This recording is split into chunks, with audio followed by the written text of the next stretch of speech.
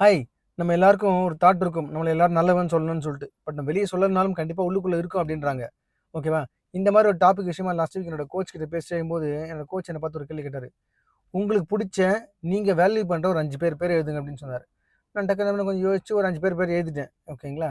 அடுத்தது பார்த்தீங்கன்னா, அவங்க கிட்ட உங்களுக்கு புடிச்ச கேரக்டர் ஒண்ணு இருக்குல்ல, அது ஒரே லைன்ல அந்த 5 பேர் கேரக்டரோட எழுதுங்க அப்டின்னு சொன்னாரு. நான் என்ன பண்ணேன், ஒருத்தர் இவர் வந்து ரொம்ப கேரிங்கா இருப்பாங்க. இவர் வந்து லவ் அண்ட் அஃபெக்ஷனா இருப்பாங்க. இவங்க வந்து ஹெல்பிங் டெண்டன்சியா இருப்பாங்க. இவங்க வந்து ரொம்ப பொலைட்டா இருப்பாங்க அப்படின்னு சொல்லிட்டு அந்த 5 பேர் கேரக்டர் எழுதினேன். அவரே அடுத்த கேள்வி கேட்டாரு என்கிட்ட அந்த கோச்சு. இந்த மாரி உங்கள பத்தி ஒரே வார்த்தையில எழுதணும்னா, என்ன எழுதணும்னு நினைக்கிறீங்க மத்தவங்க? அப்படின்னு சொல்லி கேட்டாரு. அப்படி யோசிச்சேன். அடம்மா நல்லா இருக்குல்ல இது நம்ம லிஸ்ட்லயே இல்லையே அப்படின்னு யோசிச்சேன். அந்த மாரி ஒரு கேரக்டர் நம்மகிட்ட என்ன இருக்குது? கண்டிப்பா இருக்கும். இல்லாம இருக்காது. அத நான் வளர்த்துக்க என்னென்னலாம் பண்ணணும் அப்படின்னு சொல்லிட்டு நான் யோசிச்சேன். இது யோசிக்க வேண்டிய விஷயம் தானே இது. இந்த மாரி நீங்க யோசிங்க. உங்ககிட்ட என்ன கேரக்டர் கண்டிப்பா நல்ல விஷயம் இருக்கும். அத நீங்க எப்படி ஸ்ட்ரென்தன் பண்ணலாம்?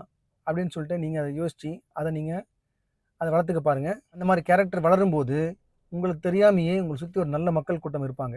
ஓகே.